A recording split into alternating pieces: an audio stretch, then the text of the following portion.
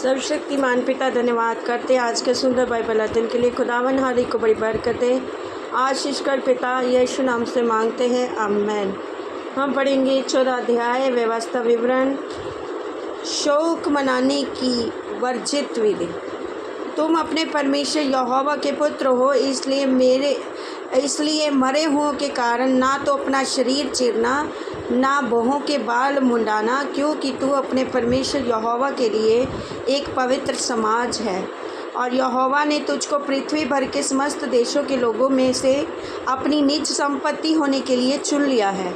शुद्ध और अशुद्ध पशु। तू कोई घिनौनी वस्तु ना खाना। जो पशु तुम खा सकते हो वे ये हैं, अर्थात गाय, बैल, भेड़, बकरी, हिरन, चिकारा, मृग, बनैली बकरी, सांभर, नील गाय और बनैली भेड़।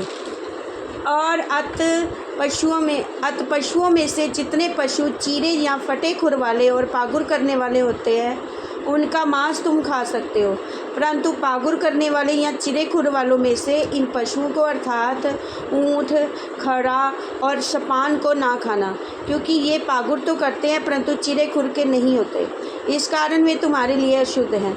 फिर सूअर जो चिरे खुर का तो होता है परंतु पागुर नहीं करता, इस कारण वे तुम्हारे लिए अशुद्ध हैं। तुम ना तो इनका मांस खाना ना इनकी लोथ छूना।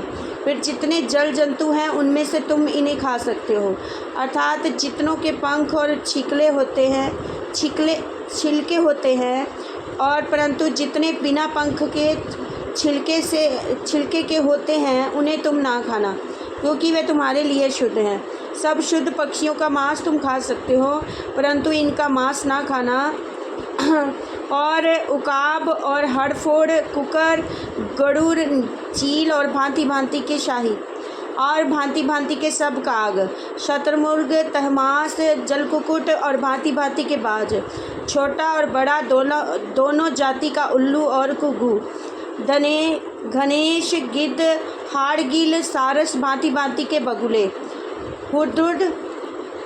हुदहुद और चमगादड़ और जितने रेंगने वाले जंतु हैं वे सब तुम्हारे लिए शुद्ध हैं, वे खाए ना जाए, परंतु सब शुद्ध पंख वालों का मांस तुम खा सकते हो।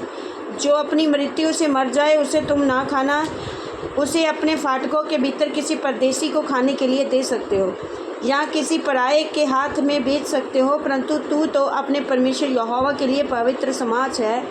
बकरी का बच्चा अपनी माता के दूध में ना पकाना, और बकरी का बच्चा उसकी माता के दूध में ना पकाना। दशमांश का नियम।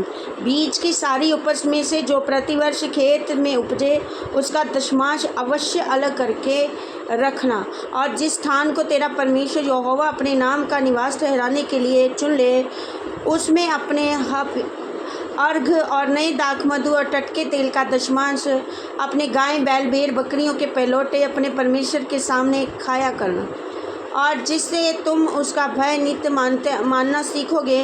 परंतु यदि वह स्थान जिसकी तेरा परमेश्वर यहोवा अपना नाम बनाए रखने के लिए चुन लेगा बहुत दूर हो, और इस कारण वहाँ की यात्रा तेरे लिए इतनी लंबी हो कि तू अपने परमेश्वर यहोवा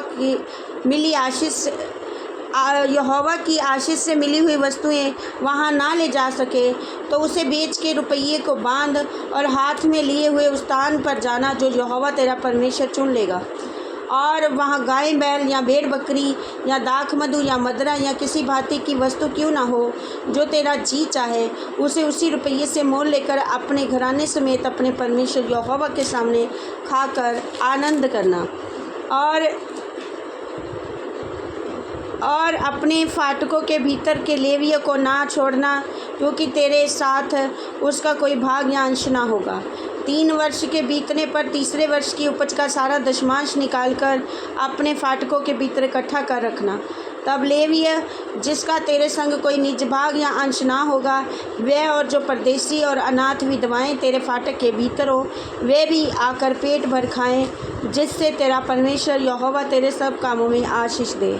इस वचन के द्वारा ब्लेस करेंगे प्रभु सबको। जय मसीह की, आमीन।